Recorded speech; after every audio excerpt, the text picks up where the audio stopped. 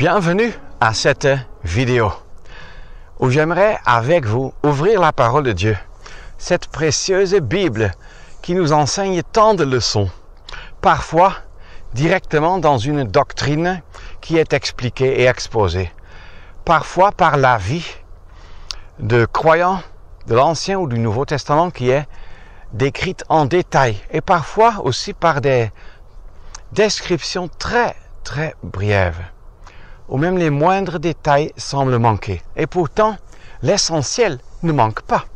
C'est ce que nous trouvons plusieurs fois dans le chapitre 16 de l'Épître aux Romains. Cette précieuse épître où l'apôtre Paul explique l'évangile de Dieu concernant son Fils Jésus-Christ et où nous trouvons l'état de perdition du pécheur et le seul chemin de salut et le problème non seulement des péchés que nous avons commis, mais du péché qui est en nous. Et les solutions de Dieu pour nos péchés comme pour le péché qui est en nous. Les péchés ont été pardonnés sur la base de l'œuvre de Christ sur la croix. Et le péché, cette mauvaise racine de la rébellion et du mal en nous, n'a pas été pardonné, mais a été condamné à mort quand Christ est mort, a été jugé sur la croix. Et nous trouvons tant d'autres enseignements sur Israël, de Romains 9 à 11 par exemple. Et nous trouvons aussi des exhortations très pratiques pour notre vie comme croyants. Comment nous devons offrir plutôt nos vies en sacrifice vivant, agréable à Dieu. Et nous trouvons alors dans le chapitre 16 des salutations que l'apôtre Paul adresse à toute une série de croyants qu'il connaissait dans cette ville de Rome, cette ville païenne, cette ville qui était la capitale de l'Empire romain, et où il y avait tant de ténèbres et tant de haine contre Dieu, contre son Fils et contre sa parole, son évangile. Mais il y avait là des personnes qui aimaient Christ et qui vivaient pour lui. Et l'apôtre Paul en connaissait bon nombre, et il les salue, chacun par son nom. Ainsi aussi, Romains 16, verset 12. Et je voudrais juste lire le début de ce verset qui dit « Saluez Tryphène et Tryphose, lesquels travaillent dans le Seigneur. » Alors, c'est tout ce que nous trouvons dans la parole de Dieu sur ces deux personnes. Et ce qui est particulièrement encourageant, je crois, c'est que ces deux femmes, deux sœurs. Et je voudrais encourager chaque sœur, chaque croyante en Christ qui regarde cette vidéo, de comprendre que vous avez de l'importance, vous avez une valeur pour le cœur de Dieu. C'est pour vous, pas seulement pour les hommes, mais pour les femmes perdues, que Dieu a envoyé son Fils. Et c'est pour vous, c'est à vous qu'il a donné ce cadeau, cette offre du pardon des péchés par Christ. Et c'est vous qui l'a racheté par le sang de son Fils. Il vous aime et vous êtes précieuse à ses regards. Et donc, c'est une première leçon que nous apprenons ici. Des femmes, des sœurs en Christ ont une place dans la grande liste des salutations dans ce chapitre. Saluez Tryphène et Tryphose. Deux sœurs, ça c'est aussi encourageant. Ce que nous y apprenons, c'est que ces deux sœurs se connaissaient et étaient ensemble. Nous allons encore voir qu'elles étaient ensemble dans un travail, dans une œuvre, dans un service pour le Seigneur. Mais elles se connaissaient et semble-t-il qu'elles se sont aimées et se sont appréciées, ce qui n'est pas automatique. Pas parmi les frères, pas non plus parmi les sœurs. Peut-être tu as aussi des sœurs préférées, ce qui est dans le cadre humain tout à fait compréhensible. Mais il y a un grand danger, c'est qu'on a des sœurs ou des frères préférés et d'autres qu'on néglige complètement. Ce n'est pas selon les pensées de Dieu. Est-ce que nous voyons dans chaque frère, chaque sœur autour de nous, un bien-aimé de Dieu, quelqu'un pour qui Christ a donné sa vie? Saluez Tryphène et Tryphose, deux sœurs qui formaient comme, pour ainsi dire, un duo, qui étaient ensemble, et pas pour n'importe quoi, mais lesquels travaillent dans le Seigneur. Tout d'abord, ce qu'on peut dire, c'est que ces sœurs ont travaillé. Ça ne veut pas dire que de temps à autre, elles ont fait quelque chose, mais travailler, ça veut dire, si je peux le dire ainsi, durement œuvrer. Œuvrer avec énergie et avec persévérance. Il y a certaines habitudes parmi les chrétiens dans divers pays que quand on a évangélisé il y a 20 ans, on pense qu'on est évangéliste, qu'on est serviteur. Ah non. On est évangéliste dans la mesure où on évangélise. On est travailleur, serviteur dans la mesure où on travaille, où on œuvre, où on sert réellement le Seigneur en servant dans l'évangile ou bien en servant dans d'autres tâches qu'il donne. Le Seigneur dit, par son esprit, par la bouche de l'apôtre Paul, qu'elles ont travaillé. Qu'elles travaillaient encore même en ce moment-là. Quel beau témoignage l'apôtre Paul peut-il donner de ces deux sœurs. Et est-ce que nos sœurs aussi, qui regardent cette vidéo, est-ce que vous, mes sœurs en Christ, vous comprenez qu'il y a un champ de travail où vous pouvez de façon excellente glorifier le Seigneur? C'est dans votre vie de chaque jour. C'est dans votre vie, là où Dieu vous a placé. Peut-être dans la famille, peut-être au travail, à l'école, partout, nous pouvons travailler pour lui. Nous pouvons être utiles entre les mains du Maître. Ça ne commence pas à 1000 ou à 6000 ou à 10 000 kilomètres. Non, ça commence là où Dieu vous a placé. Et quelle joie de savoir que tant de sœurs en Christ ont cherché à glorifier et honorer leur Seigneur là où elles avaient été placées, dans la vie du couple, dans la vie de la famille chrétienne, dans leur propre foyer, rendant justement cette maison, transformant cette maison matérielle en un foyer chrétien où la crainte de Dieu, l'amour de Dieu, l'amour du Seigneur Jésus règne et influence tout un chacun qui y entre. Le conjoint, chaque enfant, les visiteurs, la parenté, les voisins, peut-être les camarades de classe, des enfants. Quelle joie s'il y a des moments qui vraiment prennent soin de ce que la maison, par leur travail, par leur investissement, par leur dévouement énergique, deviennent alors un foyer chrétien.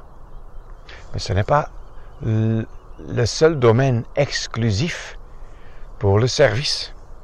Il y a des possibilités où beaucoup de sœurs sont beaucoup mieux placées que de frères. Par exemple, l'œuvre parmi les enfants, les clubs d'enfants, les clubs bibliques, parfois dans des camps de jeunes, parfois aussi, pensons aux femmes âgées, mais non croyantes dans notre quartier, qui sont isolées, qui sont abandonnées, qui sont seules.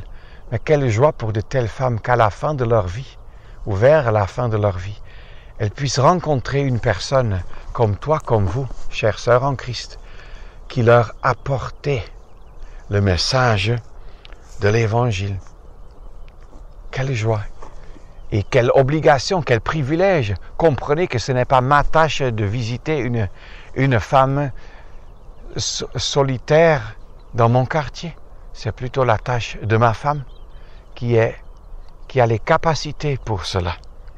Et je pense aussi aux visites à des sœurs qui sont peut-être éprouvées, à des sœurs qui sont isolées, à des sœurs qui sont peut-être veuves et dont les enfants habitent à grande distance.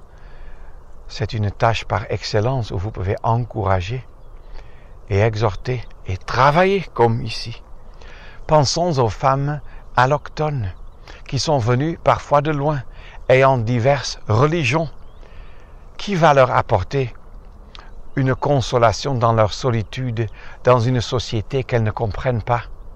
Peut-être c'est des femmes tchadiennes qui sont venues au Cameroun. Peut-être c'est des femmes arabophones qui sont venues en France, ou en Suisse romande, ou en Belgique. Est-ce que des sœurs sont prêtes à leur consacrer du temps, peut-être à ces voisines qui habitent à quelques 50 ou 500 mètres de chez vous? Est-ce que vous êtes prêtes à vous investir là? Voilà comment des sœurs peuvent travailler. Et rappelons-nous, il y a des frères qui ont reçu une tâche pour prêcher en plein air la parole de Dieu et qui ont déjà, à travers les siècles, par ce service, tiré des milliers à Christ. Mais je crois que aucun service n'a été égalé par ce service que les mamans qui ont déjà amené des millions d'enfants, leurs propres enfants, à Christ. Quelle tâche bénie! N'oubliez jamais cette tâche. Comment vous pouvez ainsi travailler? Et il est dit encore ici, non pas qu'elles ont travaillé pour le Seigneur, ça aussi c'est clair, mais elles ont travaillé dans le Seigneur. Ce qui veut dire en fait que, si je peux le décrire ainsi, que Christ, que le Seigneur était le centre et le but et l'influence pour leur service. C'est-à-dire que toute la sphère et l'ambiance dans laquelle ces sœurs ont travaillé était décidée par Christ, par le Seigneur. Toute la motivation était Christ. Tout le but était rendre gloire au Seigneur.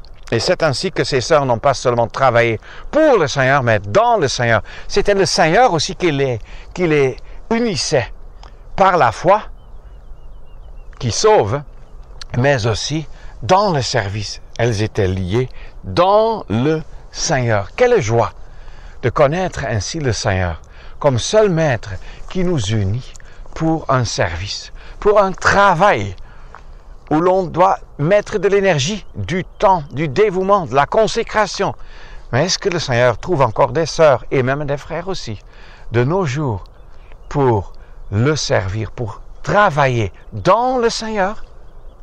Non seulement pour lui, mais que tout notre service, toute l'ambiance, toute la motivation dans laquelle nous faisons un service, un travail, une œuvre, soit réellement caractérisée par lui. C'est ce que je vous souhaite, à vous et à moi aussi. C'est une chose de travailler durement même pour le Seigneur, mais de le faire dans le Seigneur, dans son esprit, caractérisé par lui-même. C'est une autre chose. Et ça aussi devrait être la réalité pour chaque service que nous faisons. Puisse ce verset encourager tout un chacun qui regarde cette vidéo, mais particulièrement aussi mes sœurs en Christ.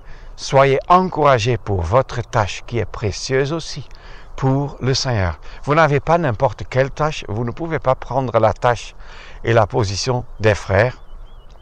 Nous avons été créés de façon différente, nous avons des tâches différentes, des positions et responsabilités différentes, mais pas moins bénis du tout. Chacun et chacune a une tâche et un don à accomplir pour le Seigneur.